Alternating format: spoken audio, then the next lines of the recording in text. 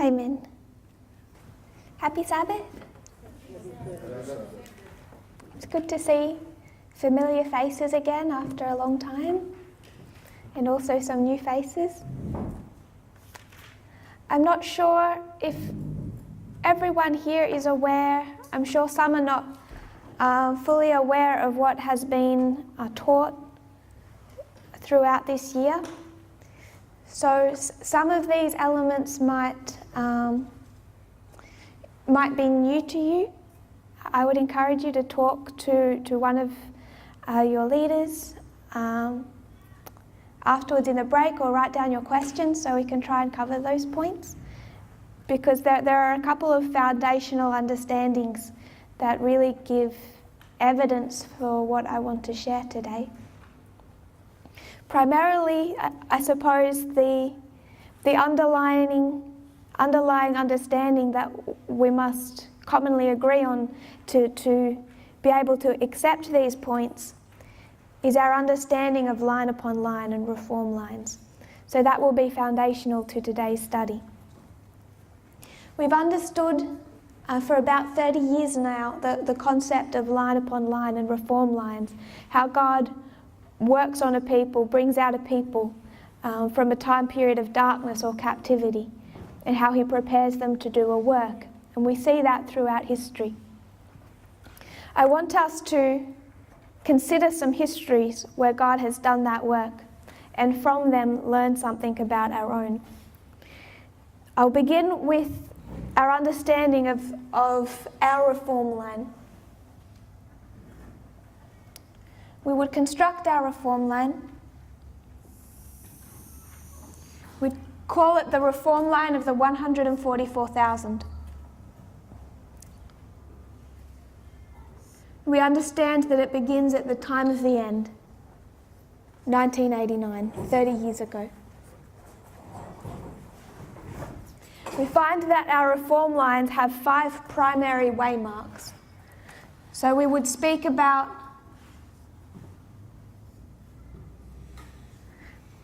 (1989) or the time of the end. Then we would consider 9/11, the Sunday Law, the close of probation, and the Second Advent. So this is our reform line of the 144,000. 5 primary waymarks, and they're dividing up this history into 4 parts or 4 dispensations. One dispensation, 1989 to 9/11. The second, 9/11 to Sunday Law. The third, Sunday Law to close of probation. And the fourth, the close of probation to the Second Advent. If we're going to speak about the 144,000, this is their journey, but you can also consider them from the model of agriculture. And we know that the model of agriculture has 4 steps. We would speak about the ploughing. The first stage is the ploughing stage. Second stage is the early rain. There's the third stage, the latter rain, which all leads to the time of harvest, also known as the time of trouble, or Jacob's time of trouble. So you can see from agriculture those 4 histories: ploughing, early rain, latter rain, which begins to fall at the Sunday Law, leads to the swelling of the loud cry,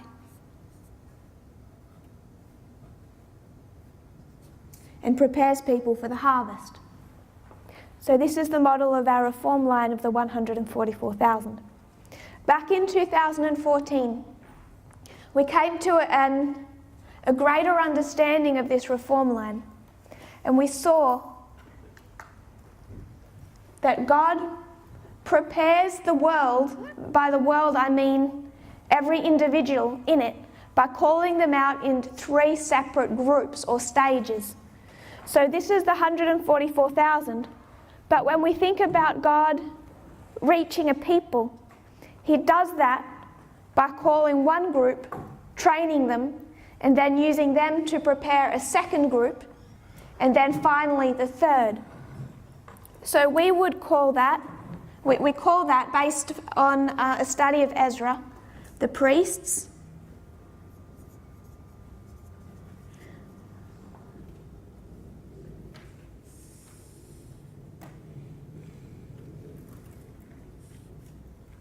who begin in 1989, and then they must have 5 waymarks.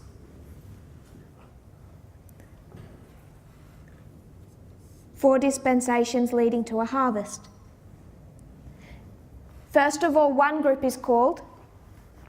I'll just call this the first. And then the second.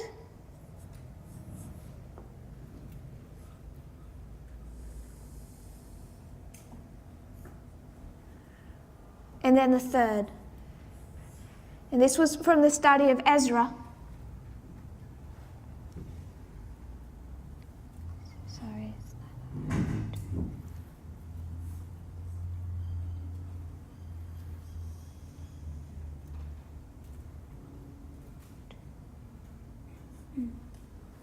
The priests, the Levites, and then the Nethinims.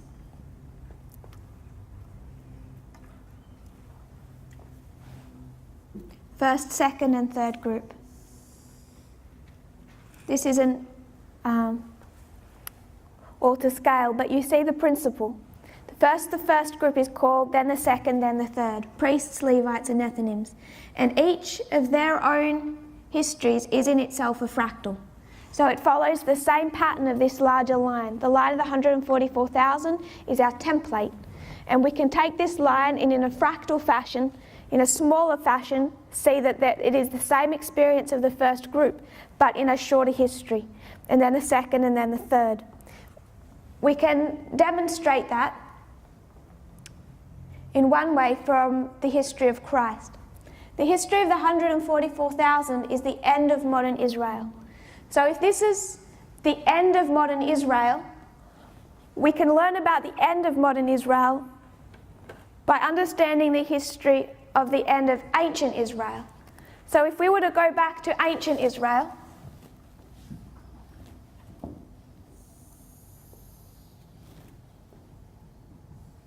we would understand the time of the end, the birth of Christ.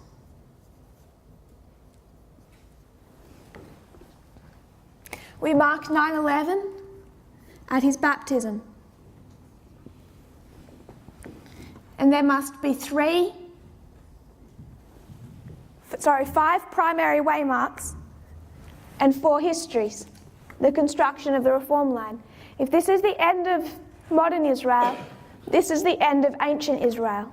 So question, what do we do at this waymark here?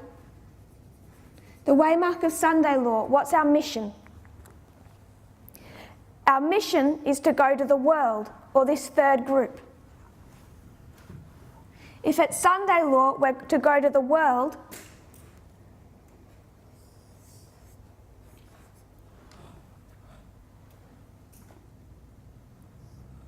we understand this history of Sunday law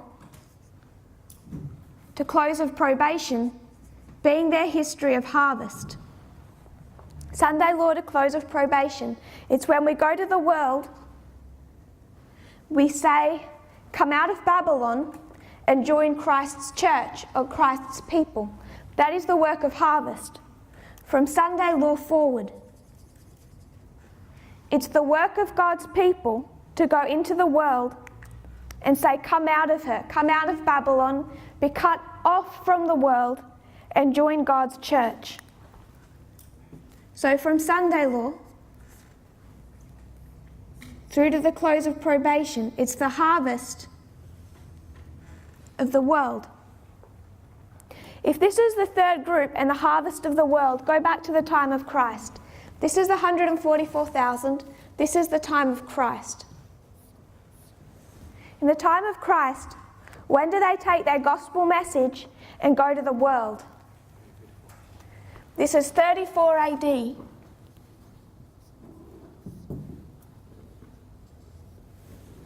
I want to read a quote from the Great Controversy. Great Controversy 328.1.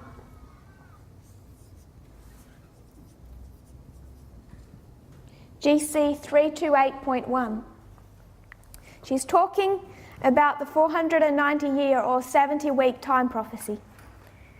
She says that the 70 weeks, or the 490 years, especially allotted to the Jews, ended in AD 34.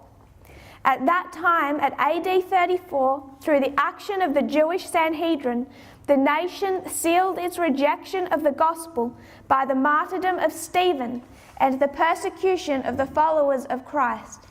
Then the message of salvation, no longer restricted to the chosen people, was given to the world. The disciples, forced by persecution to flee from Jerusalem, went everywhere preaching the word. Philip went down to the city of Samaria and preached Christ unto them. Peter, divinely guided, opened the gospel to the centurion of Caesarea. The God-fearing Cornelius and the ardent Paul, won to the faith of Christ, was commissioned to carry the glad tidings far hence unto the Gentiles. So she's talking about the 70 weeks that were allotted for the Jews. There's a time period where God is going to work with his church, and it goes to them how many times? First of all, a group are called out through the work of John. Then they're trained under Christ.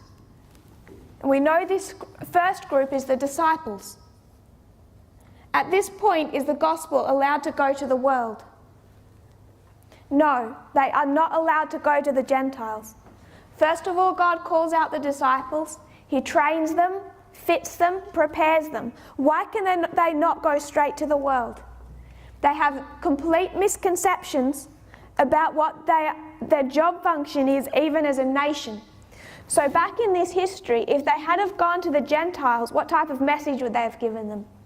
A troubled message. In many elements, a wrong message. They did not understand their role as a nation or their own individual responsibility. They did not understand the nature of Christ's kingdom. So first, the disciples must be drawn away. They must be trained up and taught under John the Baptist and Christ until they have unlearned their Laodicean misunderstandings of Christ's kingdom. And they are brought to a testing time. Once they have been prepared, where do they go?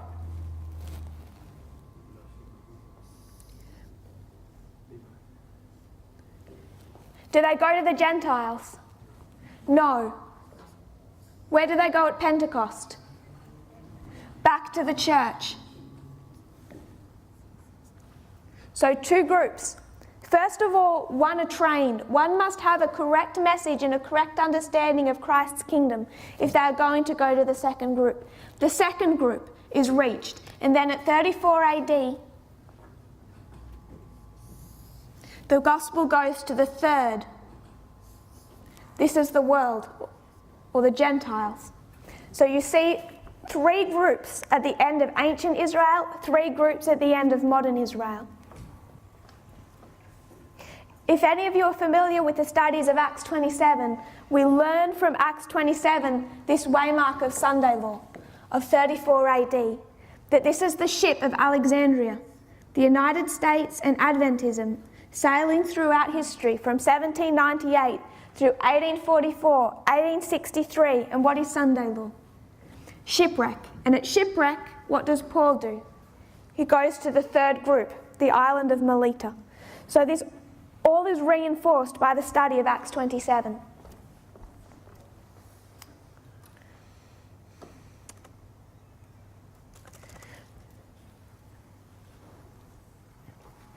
When we consider this history from the time of the end, or particularly from 9/11 to Sunday law, it can look like an empty space, but I want to encourage you with just how much we have to learn.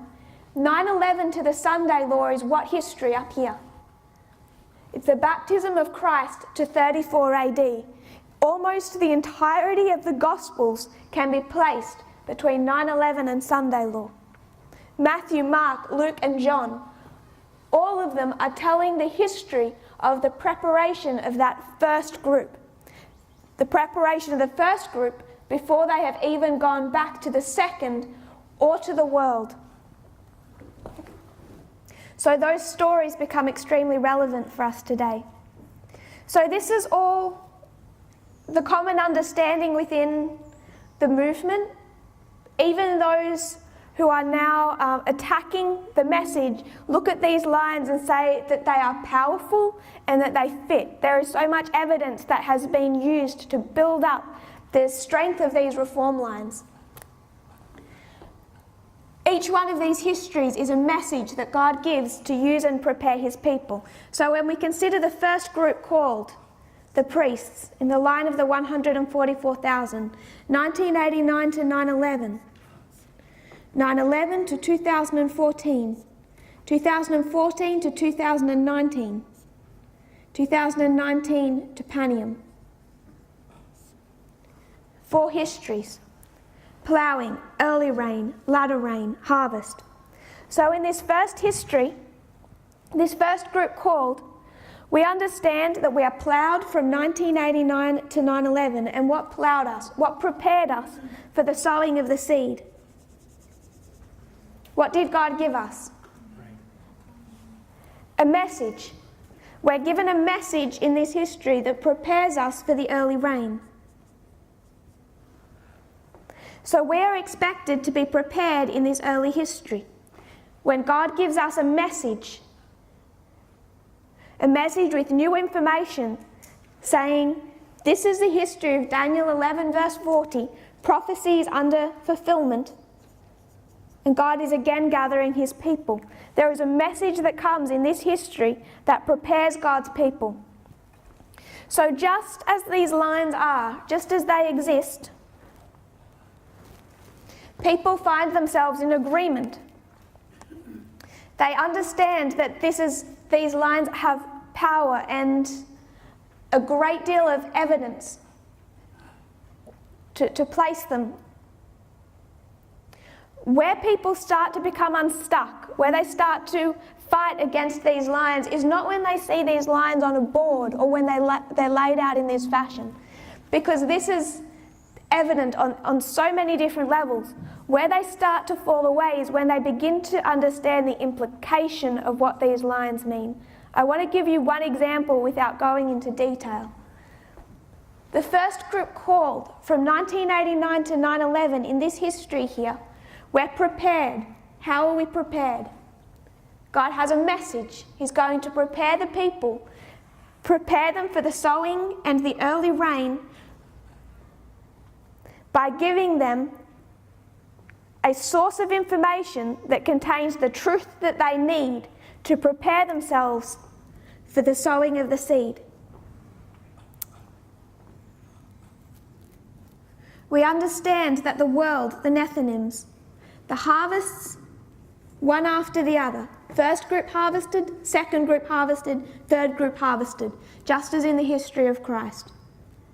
So, first group ploughed, second group ploughed, third group ploughed. So question, 2014 to 2019 is the ploughing of the world. They're being prepared for the sowing of the seed and the early rain, correct? So what ploughs the priests? What ploughs the first group? The message of John, a true message. So what ploughs the Nethinims? Because 2014 begins that ploughing work. It ends in 2019, November 9, 4 weeks' time. So we understand that they are have almost completed this first dispensation of ploughing. Just seeing the lines on the board does not shake people. It's the implications of those lines that start to shake people. When we recognize that if there's a true source of information that prepared us for our early rain, then there must be a true source of information that prepared the world for theirs. That fact alone has caused a great many people heartburn, but it's self-evident when you construct line upon line. I want us to consider our reform line, the reform line of the priests. 1989 through to 2019, the close of probation, shut door. So this is our reform line as a priest. And we understand that 2014 lines up with what waymark? Remember, this is a fractal. We've taken the line of the 144,000 and we are a fractal representation of that reform line. So 2014, the middle waymark is what waymark? Sunday law. It's the waymark of Sunday law for the first group of people. So if 2014 is the waymark of Sunday law, what are the implications of that? Again, this is where some people begin to experience heartburn. I want to erase much of this so I can expand the main topics of conversation that we will have today. When we understand that this movement has been active now for 30 years, beginning in 1989, when we understand that we are 5 years into our Sunday law history, a few weeks from our shut door, it begins to raise very pertinent questions that have been concerning people for the last few years, and I want to attempt to give an answer to some of those questions. And I want to do that not by going back to the history of Christ, but back to the history of the Millerites. So just to remind us, the line of the 144,000. First, God calls out one group, then the second, and then the third, same as in the line of Christ. I mentioned, and I will remind us one more time, the lines themselves people claim to agree with, but there are implications that cause people heartburn. I mentioned one of them. There is a message that prepares or plows the first group. Therefore, it's self-evident that there must be a preparation of the second and a preparation of the third. And when you start to consider what the preparation of the third looks like and who does that work, people are troubled. And we will come back around at the end of our presentation to discuss that. But I want to primarily focus on our history, the line of the priests, and I'll redraw it.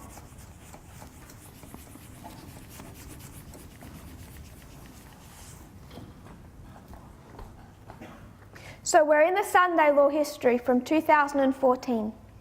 In the Sunday law history, what occurs? If you were to go to Daniel 11:41, a side effect of the Sunday law history. You know at Sunday law there's a testing message, and what does that testing message cause? He shall enter also into the glorious land. That's the Sunday law. And many shall be overthrown. So what do you expect to see at Sunday law? Many are overthrown, and who are the many? If you're already in the hand of the papacy, if you're already under the control of the papacy, can you be overthrown? No, they already have you. The world is not overthrown. Who is overthrown? It must be those that were not under the control of the papacy, those who were free. So it is not the world, it is God's people. In the history of the priests, we'll draw up our 5 waymarks, our fractal. The first group called.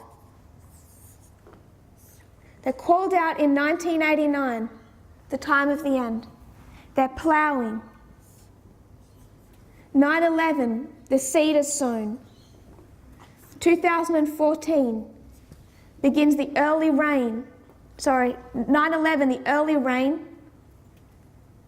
2014, the latter rain. 2019, the harvest.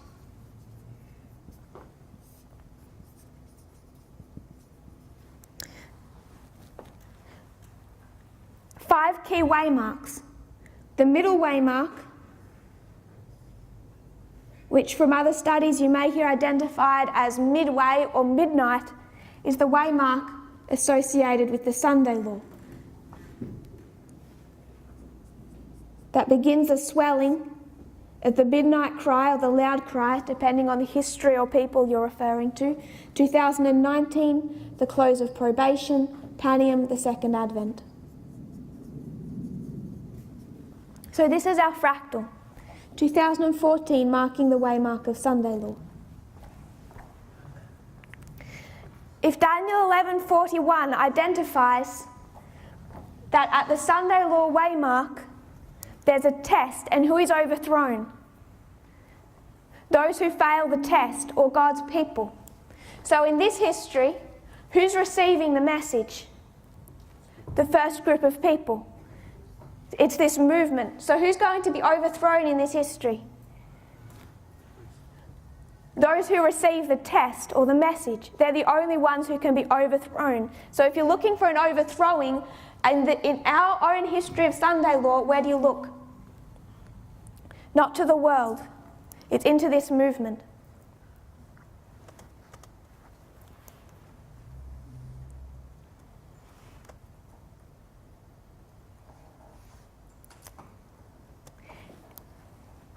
It's not the reform line itself,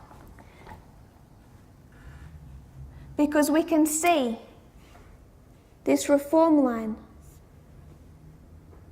through the weight of so much evidence in every history, an increase of knowledge, a formalization and a test. 1989 to 9/11, there was an increase of knowledge, which was 1989 to 1991, a formalization in 1996, and a test, 9/11.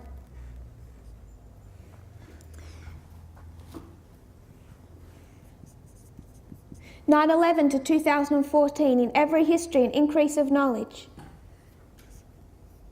a formalization and a test. In our history, 2014 to 2019, an increase of knowledge, a formalization and a test. So we have this repeating pattern. In every one of these 4 dispensations, there's going to be a message comes that tests God's people. And we can see that in Millerite history. 1798 to 1840, William Miller has an increase of knowledge, it's formalized, it's tested. The message of Samuel Snow, given at July at Boston, increase of knowledge to Concord, and then at Exeter was formalized. October 22, they're tested. So we see this repeating pattern throughout history.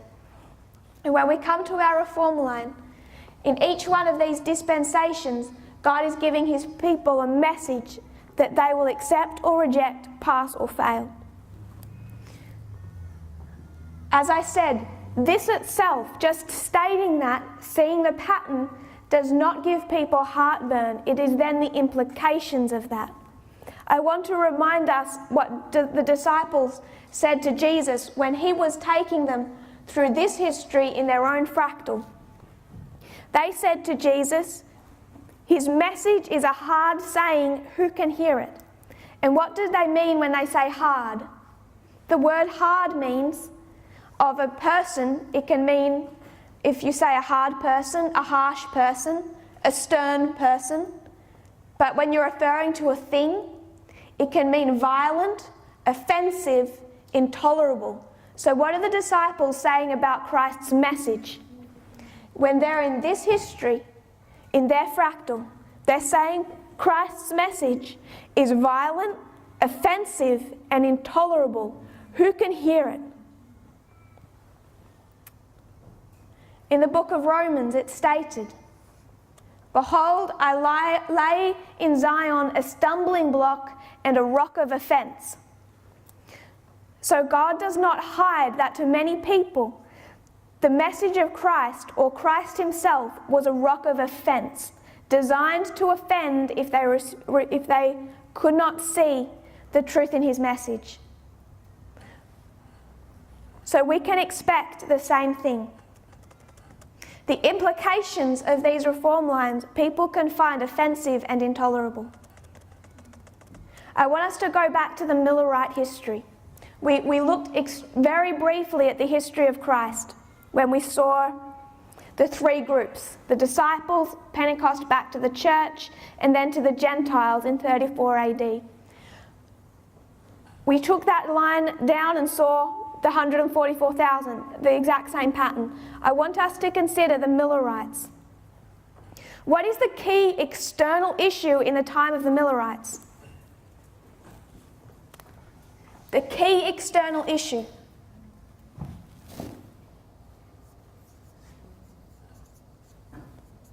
I'm not referring to internal, but externally there was a key subject that was the most controversial of their time.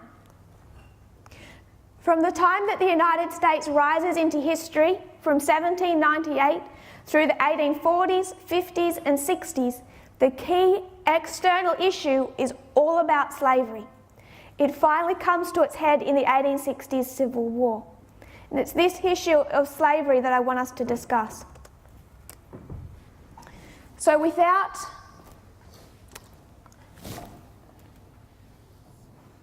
directly overlaying, I want us to identify the history of the Millerites and what we can learn from their experience. So we would place it on a reform line.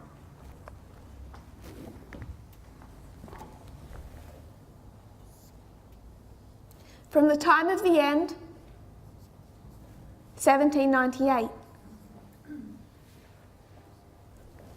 I want us to identify that from the external issues throughout this history as it related to slavery. Ellen White is going to write in the 1890s, I want to quote her, from SPM, I believe that's Spalding and McGann, 19.6. SPM 19.6. She's writing here in the late 1890s, I think. She says, "The same spirit that held the coloured people in slavery is not dead, but it's alive today and ready to spring into activity. So the spirit that held the black people in slavery is not gone. It's alive and it's going to become active again. The same spirit of oppression is still cherished in the minds of many of the white people of the South and will reveal itself in cruel deeds, which are the manifestation of their religious zeal." I want us to think about the implications of that. She's talking about the issue of slavery.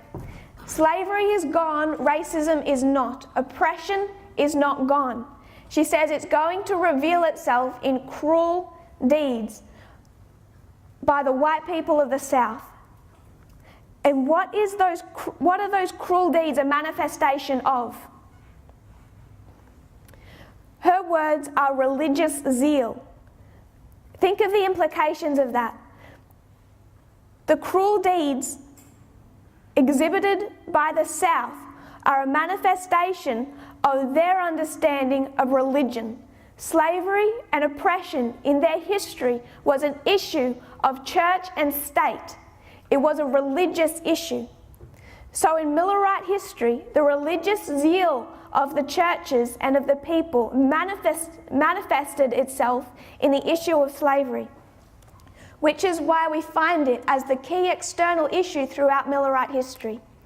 And how did the South defend their understanding of slavery? They used two books.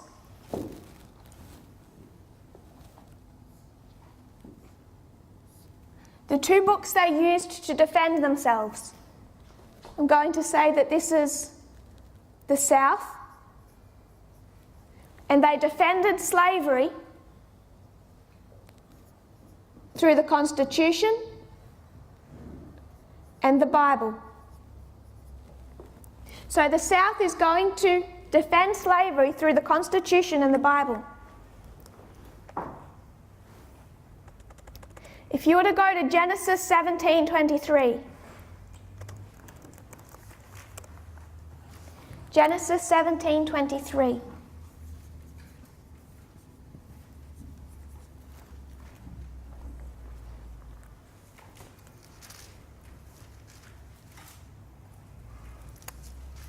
It says, Abraham took Ishmael his son, and all that were born in his house, and all that were bought with his money, every male among the men of Abraham's house, and circumcised them. So what is that saying? Who did Abraham circumcise? His son, all who were born in his house, and all the slaves he bought with his money. Abraham was a slave owner. These are the quotes that the South are going to use, strong quotes, to defend their practice of slavery. And there are others. So on one side you find the South arguing for slavery using the Constitution and the Bible. On the other side in this history, you will find, I'm going to be vague about it, you'll write the North, but it's also Ellen White and the Millerites. And they're arguing against slavery. And what are they using? The Constitution and the Bible. I'm going to just quote a couple of Ellen White passages. First is the Review and Herald, August 27. Review and Herald, August 27, 1861, paragraph 4. She's talking about a slave law. She says that this slave law is calculated to crush out of human beings every noble and generous feeling of sympathy towards the slave. That this slave law is in direct opposition to the teachings of Christ. So Ellen White is going to condemn slavery using the Bible. She says, men were blinded and grossly deceived in the last American election, and their influence was used to place in authority men who would wink at evil, men who would witness a flood of woe and misery unmoved, whose principles are corrupt, who sympathize with the South, and who would preserve slavery as it is. I want you to note, she is speaking politically. She is making strong political statements relevant to her time. These are just two examples. She speaks extensively on the issue of slavery, but our pioneers, particularly even Joseph Bates in the 1830s, before he even became a Millerite, was an open abolitionist. You find two sides, whether it was the South or the Millerites and the abolitionists of the North, arguing for their position for or against slavery using the same books. The problem is that they read them differently.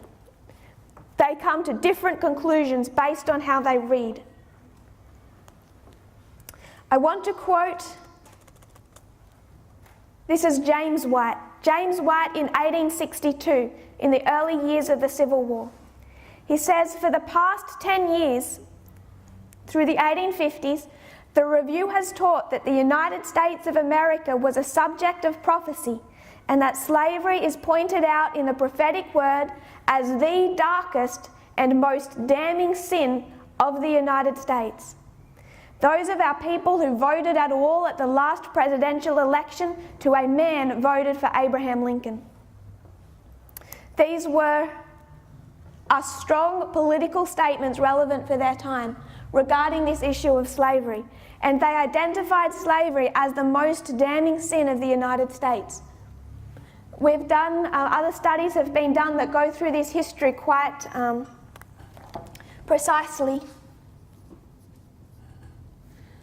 But I just want us to see the connection between their own history and our own.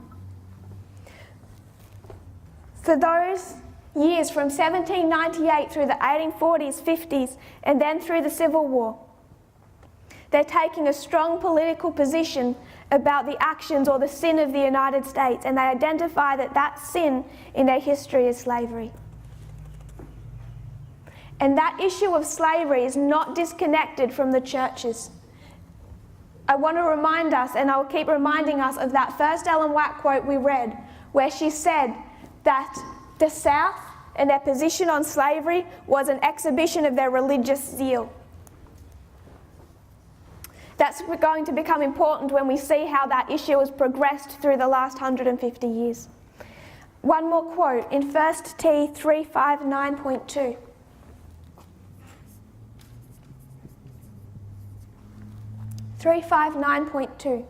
She's speaking to a brother who is favourable towards slavery.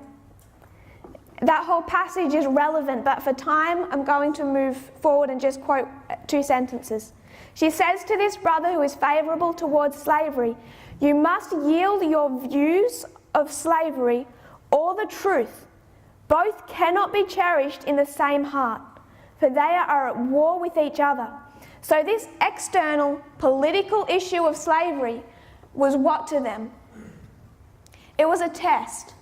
You either relinquished their political views or were forced to yield up the views of the Millerites of the movement. You could not cherish the understanding, the prophetic understanding of the movement and pro-slavery views in the same heart. One must be surrendered. Reminding us, in the 1890s, Ellen White says that slavery, the spirit of it, is not dead, but will continue to manifest itself. One way it manifested itself after this history, and we place Millerite history extending through to 1863, which is the history of the Civil War. Again, slavery being the key issue of that time. The main way you find it, or one of the ways that you find that oppression was able to continue, was in the history of the 1890s. So in the 1890s, there are leading people who are trying to find a way to make sure that the black population is still subjugated. And they come up with a doctrine which they call separate but equal.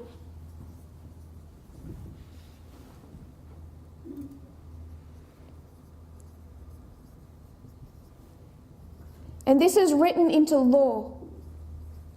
So in the 1890s, in the history when Ellen White is saying that those racist principles are still in existence, they come up with this law of separate but equal. And what they're saying is that black and white is equal. Black is equal to white, but they are to be separated. And every time you say equal but, what are you really saying? Not equal. And that is why when you find this placed into law, which in one word was segregation. This is where segregation came from. It all began in the 1890s with this law that said that black and white are equal but must be kept separate. So separate schools, separate colleges and hospitals, separate doors to enter into. They must be separated. And this law continued from the 1890s until the middle of last century in the 1950s. So I want us to backtrack a little in our history and see how this issue is connected to our own day. The 1890s, they placed segregation into law. That continues through decades until the early 1950s. Around 1951, I'll begin with 1951.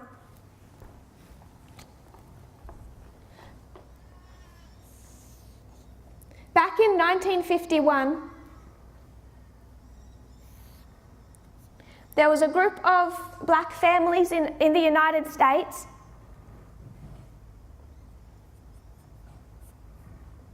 so 51 to 54. In 51, a few black families came together in the United States, and they decided that they did not want their children receiving an improper education. A consequence of this separate but equal is that there really is no equal. And when there is no equal and they're separated, the white schools got the funding, the black schools didn't. And the families that came together in the early 1950s, the black families, said, our children deserve an equal education, therefore we should have the right to send them to a white school. And this is the court case, one of the most famous court cases in US history, known as Brown versus Board of Education. One of the most famous court cases in US history. First of all, that they sued their local district to allow their children to attend a white school, and they lost that court case. So then they took it to the Supreme Court, the highest court in the nation. And in 1954, the Supreme Court ruled that this doctrine of equal but separate and segregation violated the Constitution, and segregation was, by the Supreme Court, ruled to be illegal. And this is where segregation began to end, by this Supreme Court ruling. So it was the work of these families and their attempts to educate their children that began to remove segregation from US society. But there was a problem. The spirit of slavery still existed in the churches of the South, and this caused a violent, aggressive response by the religious right in America. Again, the slavery of the South was a manifestation of their religious zeal. It was based on their understanding of religion, that they are somehow on an elevated status to others. This beginning of ending of segregation greatly angered the evangelical leaders in America in that time, and I'm going to mention a couple of them to you. A couple of those key leaders were so against sending their white children to a desegregated school. They were so sure that they did not want their white children interacting with black students that they began to set up universities in the South, private universities. So after segregation begins to end in the history of 1954 and in the years following, you'll understand this is also leading into the civil rights movement. In this history, they begin to set up schools. One of them that we will speak about a little bit is Liberty University. Prior to that, known as Lynchburg University, and it's in the South, and you know where they get that name from. That's how deep racism existed in the South. But they changed the name, ironically enough, to Liberty University, and this university was created and run by a key man in this history known as Jerry Falwell. One of the most leading evangelicals of that time period. It's not just him. Many private universities spring up in the South just as segregation is ending, because if it's a private university, the government cannot force you to desegregate. Only the public universities were being desegregated. So if they formed a private Christian university in the South, they were free to practice segregation. But then the government steps in. The government stepped in around the 1970s, 60s and 70s, and started to pressure these private Christian universities. And what the government said to them is, if you want to have a segregated school, Christian, evangelical segregated school in the South, that's okay. But you're no longer tax exempt and you have to start paying taxes. So the government began to remove their tax-exempt standing. They did not want to start paying taxes. That would be detrimental to their school, and this created a wave of anger throughout the Christian right in the South. particularly, through the nation, but particularly the South. If any of you are known, the movement in the United States, it's been particularly centered in the state of Arkansas, and in Arkansas there is this town known as Little Rock. If any of you are familiar with Little Rock, when segregation ended and that public school was to allow in black students, what was the response? Those southern white people were so against desegregation that they blocked the school, and the government was forced to send in the army, and you have these little black children, just children, being led to school every morning for a year by the United States Army. That was how much they had to force the schools to desegregate. But the government keeps adding pressure. And Arkansas is in the South. It's has that continuing legacy. But these are these southern universities, and when the government says that they're going to take away their tax-exempt status, they begin to politically mobilise, and this is where it leads into where we are today.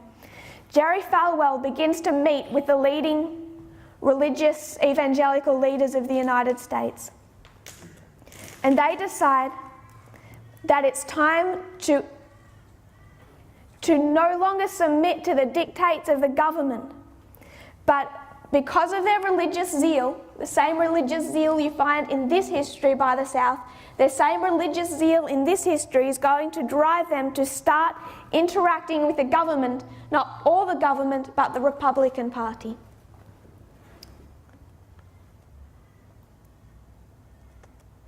They took strong conservative positions against not just race, but also gender, and also their approach to homosexuality. Jerry Falwell once said that a gay-friendly church he knew of would one day be utterly annihilated and heaven would celebrate. He said homosexuals are brute beasts. So they had this language through a few different issues, particularly when it came to homosexuality, when it came to gender, but what initially galvanized the religious right was the civil rights movement and desegregation. I'm going to quote from a news article written more recently that has covered some of this history. For Jerry Falwell, back in the 1970s, the question that he was attacking, the beginning of what is known today as a culture war,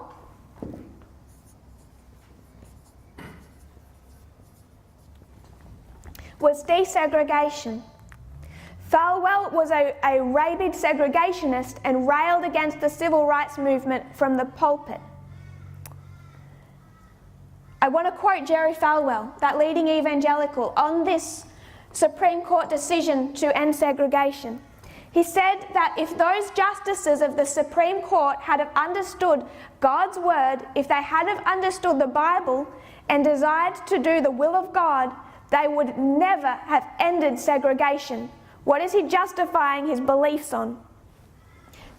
They used the Constitution and their understanding of the Bible and said that segregation was a Bible principle, and they had verses for that.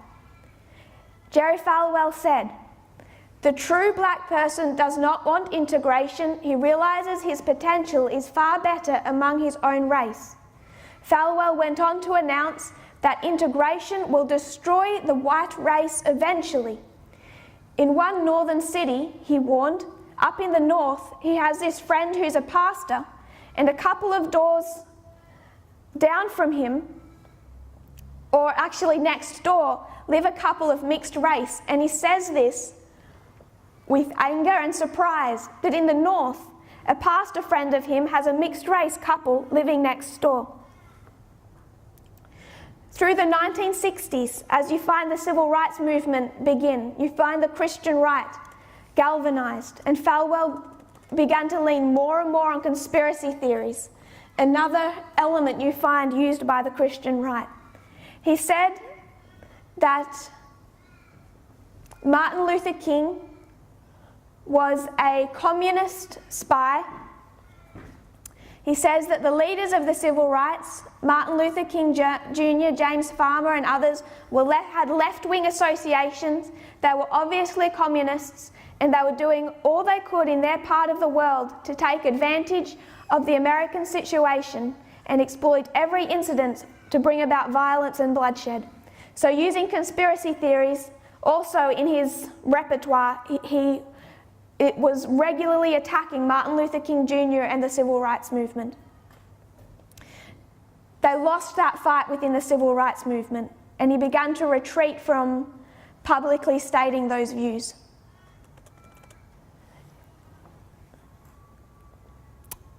These academies, Lynchburg Academy and then Liberty University, they changed their name into, were particularly private schools for white students started by those evangelical leaders, particularly segregated academies, as an open attempt to circumvent the integration. There's a couple of other leaders in this period. That's Jerry Falwell. We could also discuss Paul Weyrich, a leading evangelical of that time. Pat Robinson.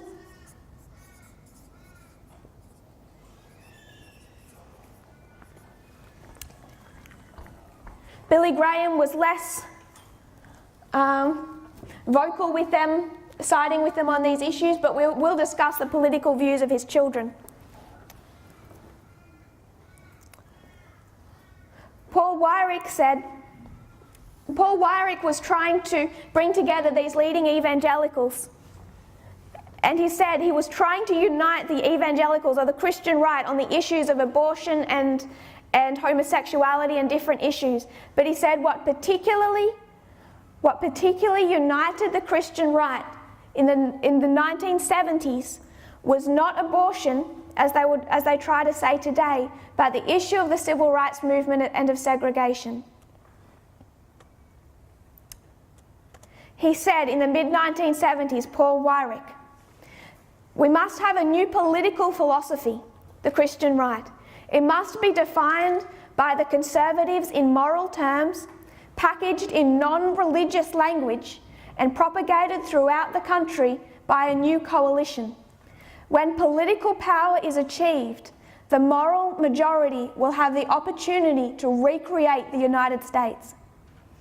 As a leader of that organization that they founded in 1979, Jerry Falwell began to lead it. They founded this organization in 1979, and they named it the Moral Majority.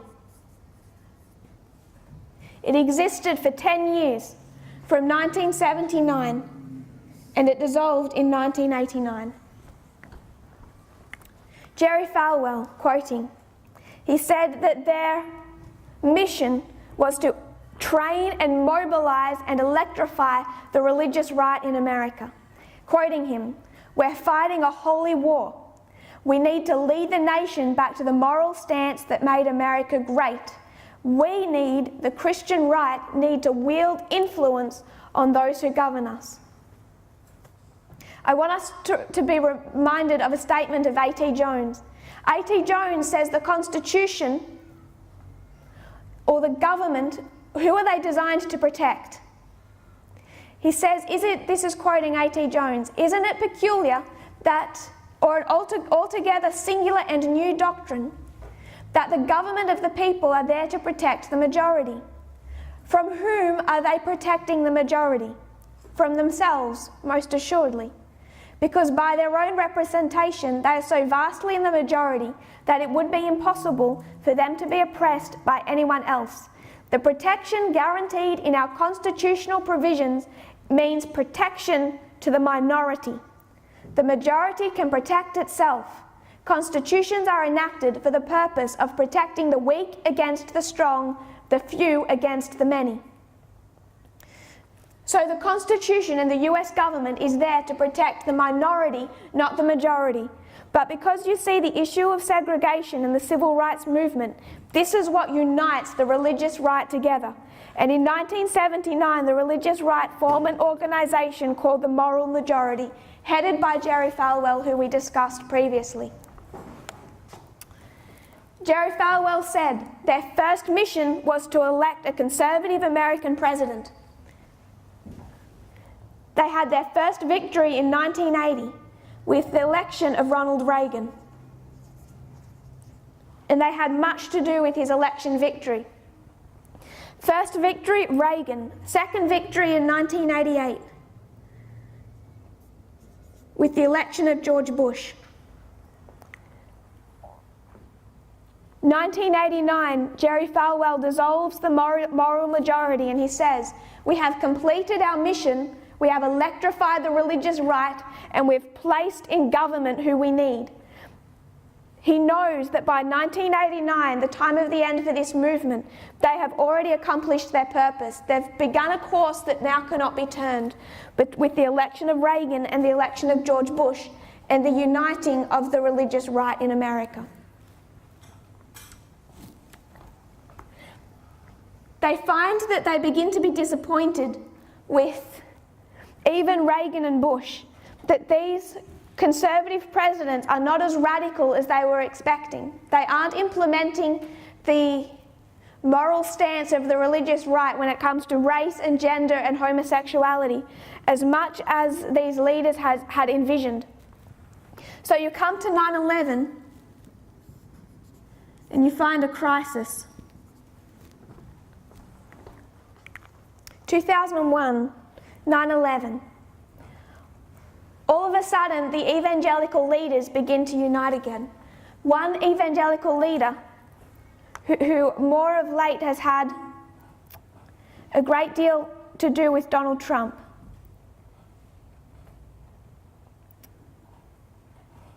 I cannot temporarily find her name. But she speaks, she's an evangelical leader in our time with a mega church, a prosperity gospel speaker. But she spoke that in 9/11 they all united because they all began to share what message? In 2001 you have the children of Billy Graham, who I said we would speak of before. His daughter Anne says that 9/11, or the attack on the Twin Towers, was a judgment of God. It's God's judgment. He's allowing this to happen because we're shaking our fist in God's face. And they aren't going to attack the race issue. That's too toxic now. They can't be open with their issues of racism. Instead, she begins to say it is because of immorality, homosexuality, and feminism.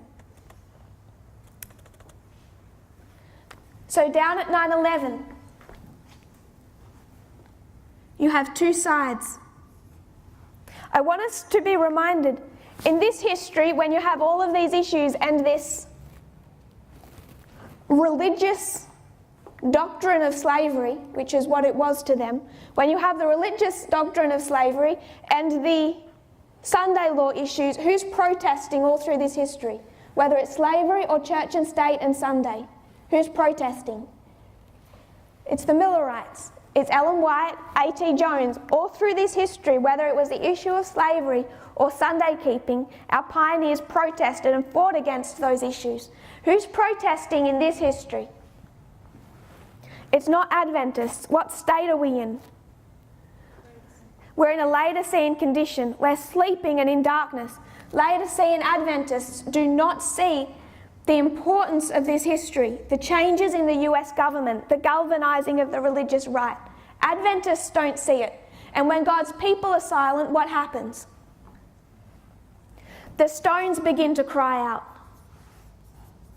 So the protest you find happening in this history is not from God's people. Instead, in 1948, which is a waymark on our reform line, you see a different protest start, and that is an organisation in America known as, I'll write it out because it's something you should research, look up their website, Americans United for the Separation of Church and State. And they form in 1948. And it hasn't been Adventists who've protested throughout this history. It's been the stones crying out. And this organisation is a key one who even in our history are one of the most vocal, crying out against the church and state union that's occurring today. In 2001, you see these unite: Jerry Falwell, Pat Robinson, the children, the two children of Billy Graham at 9/11, saying this is the judgment of God because the United States has rejected the morality of the majority. And again, we begin to see church and state become an issue in our history today. There's been studies that cover this history in a greater detail. I want to move past some of that, or refer to you to those studies if you wish to see it, or we'll also review some at camp. But just to see in our history what's been happening. 2014 is what waymark for us? It's Sunday law. So you know there's going to be an issue with church and state. And this issue, what I'm hoping we can see, is not disconnected from the same issues that galvanised the Millerites. And instead what we've been finding from 2014, particularly under the work of leading evangelicals, and I want to name one leading Catholic evangelical, Steve Bannon, is that you again find them engaging in a culture war, trying to enforce the morality of the majority through the government of the nation. In 2014, that process begins. Internally, we know that 2014 is our Sunday law, and there is a message that begins here that begins to swell. There is an increase of knowledge, and a formalisation at the midnight cry, and a test, November 9, 2019. These two waymarks are 2016 and 2018. So internally, this is the beginning of a message that's growing to swell into the midnight cry. 2016 also being a waymark. So externally, what is it? Externally, you see the issues in the United States. It all begins in 2014 with the work of Steve Bannon. And then externally, it begins to swell. 2016, the election of Trump. 2018, unrestrained. 2019, dictatorship.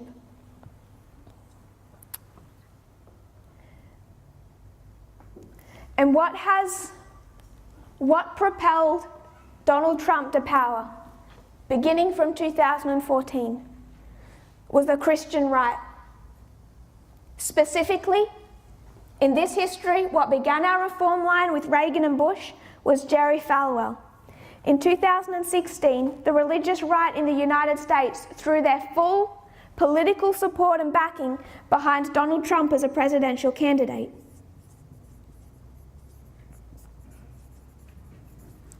And who led that was Jerry Falwell Jr.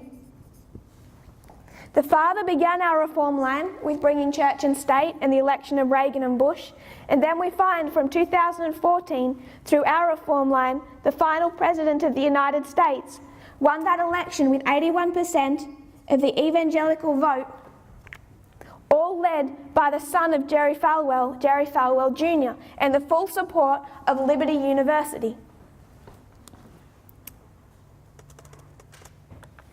In our history today, I just want to reference something that happened recently. There was a mass shooting in America. And what do you find the religious right say? And when I say the religious right now, I'm hoping people have watched enough to know that I'm also referring to Fox News. On Fox News, you have leading speakers on a news channel saying that the reason there is a mass shooting is because Americans need to repent because our culture has created a division between us and God, where we have hate and immorality inside the heart that's disconnected ourselves from God, and we've lost our values. They're saying it is because a lack of morality that there are these mass shootings. Keeping in mind that most of those mass shootings are by white supremacists, and where do they get that from? So there's a response made by a South African commentator. He hears that, and his response is, in the 1960s, God told white evangelicals that black and white people shouldn't mix. So why are the white evangelicals saying that black and white shouldn't mix in that history, and then expecting they know the social ills of our time? So you can see why they're not being listened to.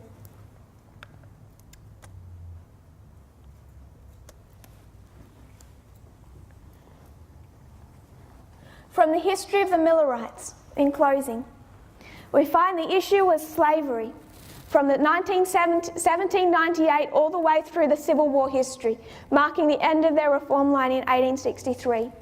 That's what they fought against and saw as the primary sin of the nation. You come to the history of the 1890s, and Ellen White is saying that spirit still exists and will still lead to oppression. In that history, segregation is placed into law. That segregation exhibits itself through those decades as the forced separation of black from white. This all ends in the early 1950s with a court case, Brown versus Board of Education, that reunites the religious right to form these conservative universities and to mobilise as a political force. That mobilisation was the moral majority of this 10-year history leading to the time of the end. From 79 to 89, they united particularly with the Republican Party. Reagan, a Republican president. Bush, a Republican president. And by 1989, Jerry Falwell says, we've succeeded in our mission. 1996, you see the formalisation of Fox News. Fox News is the mouthpiece of these conservative leaders. Through this history, 9/11, that's who's sharing that message. You come to 2014, there's the Sunday law. It's a point of test. And what is the unspoken but obvious sore point for leading conservative evangelicals in America here? Tracing where they've come from. You have a black president in the White House. So from his election through to 2014, you can see Fox News and those leading evangelicals becoming more and more active and hostile. They've been tested. Why did God choose this point in history to give America a black president? If it wasn't to poke them where they hurt, it was a test. And in this history, under Obama, how is he treating the religious right? He's not giving them any political power. And so they decide it's time to regain the political power that they'd started to lose. Particularly the work of Steve Bannon in 2014. That begins to work to bring about a conservative Republican president of outside even the Republican establishment. He's looking for an extremist. 2016, he succeeds in that work, but he does that with 81% of the evangelical vote. This was the work of Jerry Falwell. This is the work of Jerry Falwell. The excuse being used by the Christian right, and I want us to be careful with how personal this becomes. In this history, they're using their understanding of the Constitution and the Bible to defend their issues of relating to equality. You find that in 1865, Abraham Lincoln is killed. Why is he killed? The man that killed him was pro-slavery. But he didn't own slaves. What did he say? What had upset the man, the assassin of Abraham Lincoln, was not just the ending of slavery, it was that he felt like he no longer had his free speech. He felt like the North had taken away his free speech, so that he could no longer say, I believe in slavery, and feel comfortable in good society. That's how he felt he'd been impacted. He's the classic white supremacist that you see today. They're saying that all these people have taken away their right to feel comfortable, to exhibit their free speech, not to own slaves, but to be able to speak about it. It's the same excuse you find being used by that same community today, but we have it not just in America, it exists in Australia, it exists in Brazil, it exists in the UK, so that you find people saying, I'm not necessarily just against them all, I just want my free speech. I want to be able to say, homosexuals go to hell. I want to be able to say that and not feel uncomfortable in good society because it's my religious liberty. That's how deceptive the arguments of the South become. The Christian right are able to use the Constitution and the Bible to their advantage if we accept their interpretation of it. When we come down to our history, we find 2019. I hope everyone is following the news to see what is currently happening in the United States. For some years now, before the election of Donald Trump, we knew what this next president was going to be. From 2018, we knew what he was going to do this year. The dictatorship, the attacks on the media. All of this has not come as a surprise, but we are in the middle of seeing a fulfillment of all of our expectations. In this history, was the North partly right and the South partly right? Did the South have a point? What's their point? They have slavery, but did the Millerites say, you know, the South has a point? We should listen to some of what they have to say about this issue. No. It was right and wrong, truth and error. And people that are falling in our Sunday law history are falling over what issue? They want to say, yeah, but the Conservatives have a point. Jerry Falwell has a point. There must be a mixture of truth and error and a mixture of truth and error. They're afraid to take a hard position. Ellen White said that you cannot take the side of slavery, you cannot take the position of that evangelical Christian right and maintain the truths of this movement. One must surrender. They cannot exist in the same heart.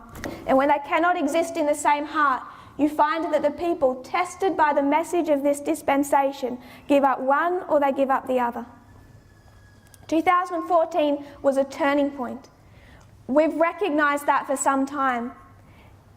Even externally, people recognise this. Those Christian voices impacting Washington. In 2014, I want to quote one of them. She says, "The separation of church and state is a liberal leftist plan to ruin America and will be the death knell for our nation." You understand how they take the position of church and state.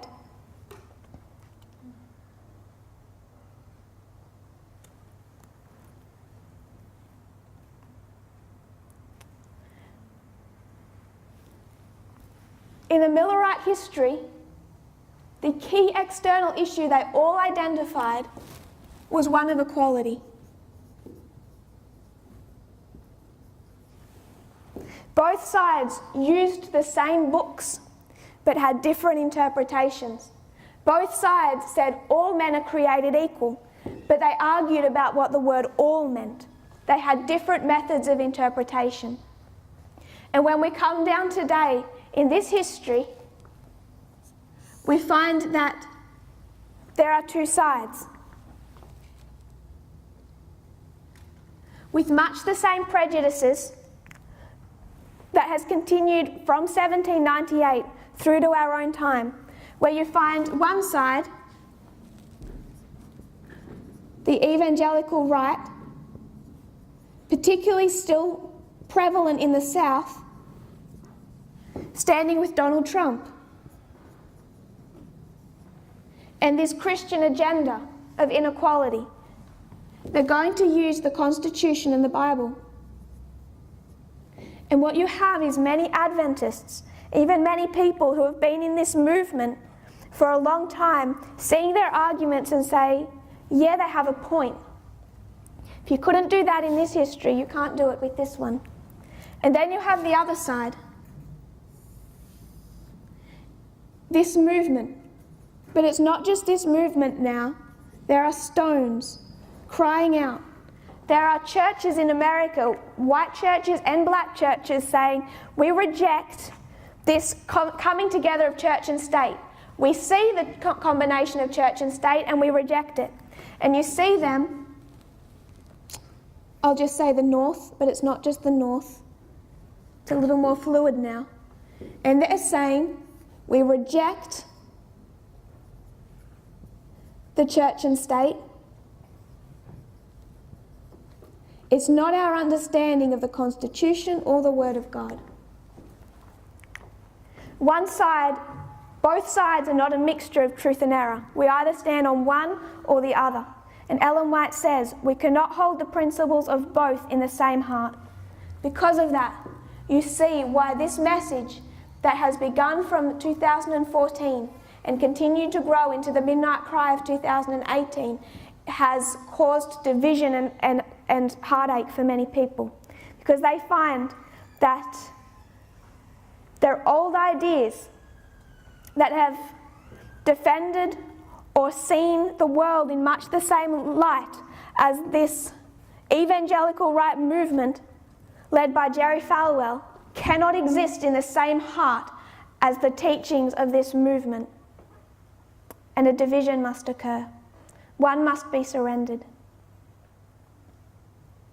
Ellen White says, in regard to this history, the history of slavery, there is no such thing as a neutral position.